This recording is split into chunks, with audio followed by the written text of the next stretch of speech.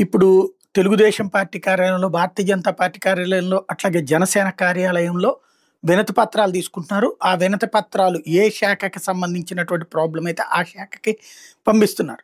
అయితే అట్లా పంపించిన సందర్భంలో దాని ఫాలో అప్‌లో భాగం అంటూ జనసేనకి సంబంధించి పవన్ కళ్యాణ్ కార్యాలయం నుంచి అంటూ ఫోన్ చేశారు.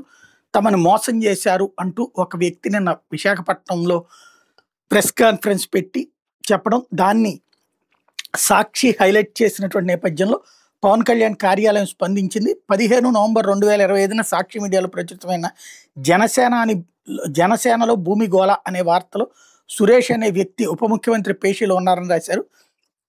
ఆ పేరుతో అసలు ఎవరు ఉప ముఖ్యమంత్రి పేషీలో లేరట. సివిల్ వివాదానికి ఉప ముఖ్యమంత్రి పేషీకి లింక్ పెట్టడం దుష్ప్రచారం. ఈ విషయాన్ని ఖండిస్తున్నాం. వివిధ సమస్యలతో ఆర్జీలు ఉప ముఖ్యమంత్రి కార్యాలయానికి నేరుగాను జనవాణి కార్యక్రమం ద్వారాను వస్తాయి. వాటికి సంబంధిత శాఖలకు జిల్లా అధికారులకు పంపించి నిబంధనలకు అనుగుణంగా పరిష్కరించాలని సూచించడం జరుగుతుంది అన్నట్టు. Correct point. బట్ సమస్య ఏంటంటే ఎవరన్నా దాన్ని దుర్వినియోగం చేస్తున్నారా? ఇప్పుడు ఆ పర్సన్ ఎవరైతే ప్రెస్ కాన్ఫరెన్స్ పెట్టారో ఆ పర్సన్ అడిగితే కరెక్ట్ నిజం తెలుస్తుంది. అదొకసారి క్రాస్ చెక్ చేసుకుంటే బెటర్.